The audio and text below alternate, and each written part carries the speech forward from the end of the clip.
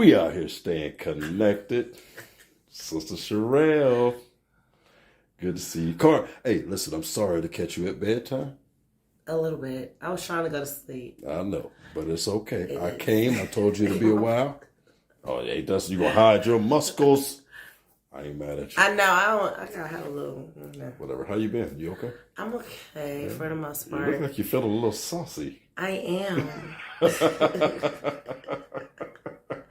Whoa. You know what? I guess it's not a good thing for me to be running, staying connected, which is a mental health thing, to laugh at that, but I understand how people move. Oh my gosh, let's talk about mental health. Okay, let's talk about it. So, I was diagnosed with ADHD and ADD. Okay. But I was just recently diagnosed with ADHD and ADD.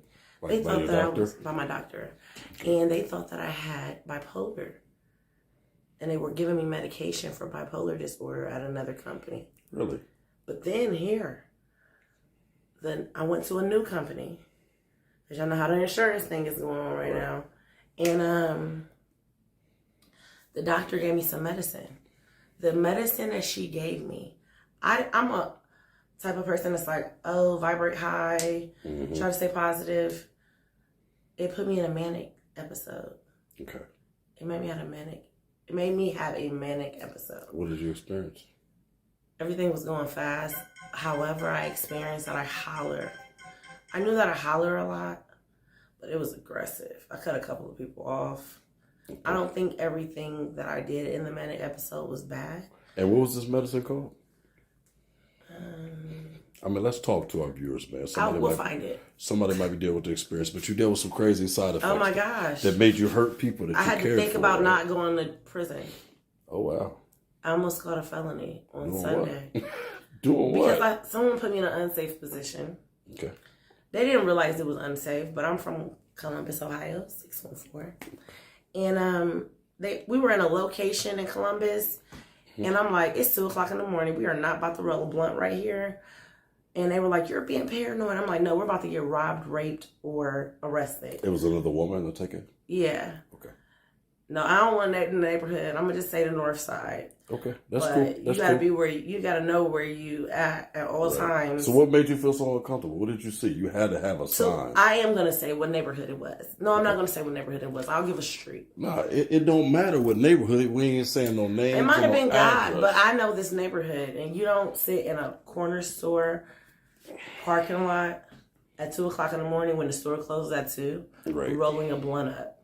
Absolutely, in the hood. Not with your head down. Not with your head down or rolling a blunt up. They're either going to rape you, like you might get robbed, you might get swindled out of your car, or you might get arrested. Yeah. So one of the two or three. That person thought I was overreacting, and I'm like, no. I wanted to say you were stupid, but I try not to. She just wanted to get high, huh? Yeah, and I didn't care about that. Didn't matter, right? And I told her she couldn't come in my house because she don't value her life. Okay. And I ain't being funny. Well, nah, you ain't being funny. Because I think that even a person that's an addict or something, they would have known, like, oh, this ain't safe. Because they still value their life just because they on substances. Just because we all have our, and you can be addicted to a lot of things, but just because you have an addiction doesn't mean you don't value your life. Yeah. But it makes sense that you value your tomorrow, too. And I value my kids and everything I work for in my house. That's your tomorrow. Yeah. Your children. You got other things to focus on opposed to just your freedom. Yeah. So you live with your freedom, but there are things that you got to be adjusted to on a daily basis. And your consequences, your choices are consequences.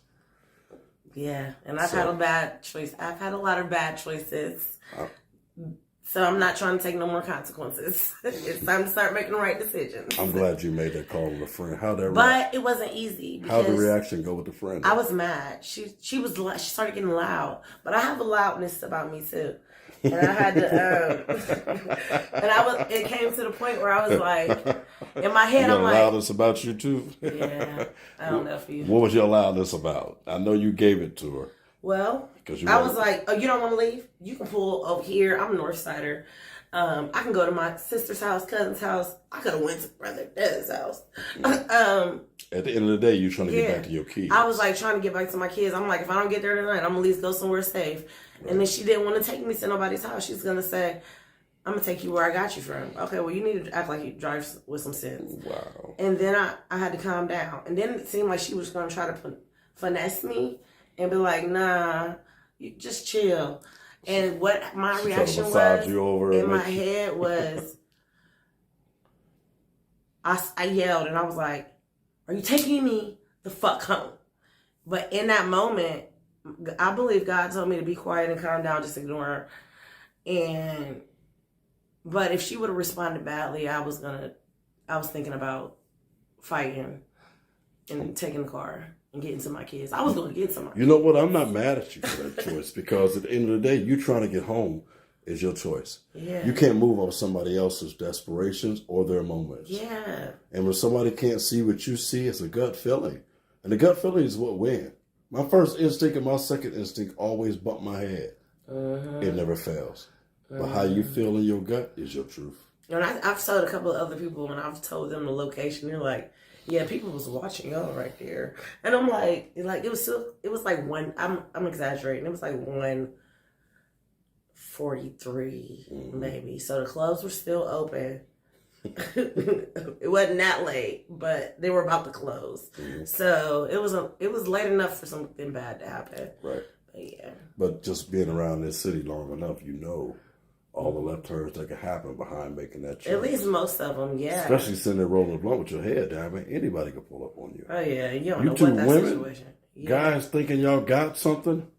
Y'all fly, hair everywhere, boobies out. Yeah, they thinking y'all got something. So I'm glad you made that choice, man. That's what I'm talking about in regards of grabbing yourself, collecting yourself in regards of all your mental issues. You ain't finna bump your head It's behind hard somebody though. else's choice. What else been going on in regards of how the kids doing? They're doing good. Are they? Yeah, they're good. The episode though, what other thing happened is I found out that I holler a lot and I gotta work on that. You got what? Holler? Raise my voice. Oh, holler. Yes. I thought you said collar. Like, what the hell is that? Some new shit? What's holler? So wait a minute. So it's a situation called holler. No, I holler. Like when you're hollering and yelling at people. Okay. I yell a lot when you go through a manic. Everything is like super, super excited. And like you're not, Right. You might think that you're just trying to prove your point, but everybody else is like, yo, calm the fuck down. Right. You're a little more extra than what you think you are, what you know. Yeah. So I learned that. I might need to point it out on a few people. Yeah. Man. I never. I didn't know it either. I almost lost a very close friend of mine. Yeah. But she started hollering back, and I'm like, why are you hollering at me? She's like, because you hollering at me. So you know what, though? We deal with a lot of people that probably been dealing with that for years, and we call that them being extra. Oh, yeah, but it's probably them having a manic episode. And it's probably them having a manic episode. Yeah. So doing some homework on something like that is part of 1 hour thinking area or something. Okay. We should pay attention to and study. I'm curious about it. You just taught me something. Staying connected ain't always on top of everything. Because you got to stay connected. Period. I learn stuff from my peoples. Seriously. Young, old, I learn. Yeah. And that's the only way I'm going to be connected. Yeah. I can't think I know everything. I can't facilitate a program I've never been through anything. I have to have been through something for people to understand what we're talking about. That's true. So I appreciate you giving me that piece of knowledge. Now I'm going to seek it out and be able to talk to more people about that. Okay. I'll send you some information too. Yeah. So have you studied some of that information? Well, I have a counselor because I'm big on mental health. Okay. And during this episode, it was like a 5-day situation. I did reach out to my counselor. And at first I thought he was just not playing, but I thought maybe he doesn't know what he's talking about. I'm like this. I'm just more expressive. Right. But he said to me, he was like, you're in rare form today. And I was like, what does that mean? He's like, you just calm down. You drank some water? And I'm like, I drink water every day. I'm sorry, laughing. In my mind, I'm like, what are you talking about? Yes, I drink water. But that's what I was sounding like. That's that mantic stuff. Yeah. You do be in rare form. And instead of using the terms that we use, mantic is a nice word for it. Mantic, yes. Yeah, it's extra. I could take that home and utilize that. For real. Maybe she's mantic. No, don't say that. Okay, that's I shouldn't say. Mean. Just say, are you okay? You guys are really like me on a lot of stuff, man. But I'm watching your movement. And I'm watching how you breathe, how you do things, your body language. I study that. I'm sleepy. Yeah, we ain't tell you sleep, but you saucy too. You ain't just sleepy. You saucy. I know a person when they saucy. I know body language. I know demeanor. And I know action. That's the best lie detector test. I don't have to wait for you to tell me a lie. I can pay attention to you. When you pay attention to somebody, you can see. You don't have to wait for that story. You know? What else been going on, man? You been good? You been taken care of? So I don't have a vehicle still. Okay. But I have paid my bills. Good. You got lights. I do have lights. I have hot water. I pay for water too. So and I have That's look, definitely and not I a got fight. internet. That's a flex. Internet is everything. Yes. You ain't got. If you don't got internet, Oh, it would be in the dark with internet. yeah. But how do you get it to work? I'm just talking. I'm like, is there a way? Sometimes I talk dumb stuff too. Oh, It's all right. use some But curious. having internet over top of food and things of that nature, people tend to swallow that over top of having the things that they need, necessities. And it's crazy because we allow these distractions to win. We allow ourselves to be caught up on what people expect of us, our exterior, how we carry ourselves, how I look, how we move, versus how we live, how we breathe. That's true. What sustains us and what keep us going. A lot of people don't even care about what keeps you going. They want to know how to keep y'all going. And that part sucks. You know what I mean? You've been out here in this new neighborhood, man. You ain't ran across nobody trying to trap you, right? Trap me. Oh, yeah. Trap me like how? You're going to get that. Trap me like how? Guys. Like how? Like want to move in? These niggas can't. I'm sorry. They ain't going past the sidewalk. Yes. You want to move in? $2,000 every month.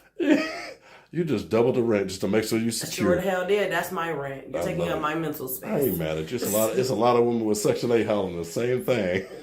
I paid $9.50. Y'all better stop doing that. She paid $12. What? Y'all don't want it. Last month I paid. Would you lie to a guy if you paid $12 a month? Would you lie to him if he moved in? And tell him I paid more? Yeah. I wouldn't lie. I would just say that's my personal business. What you're going to be paying is.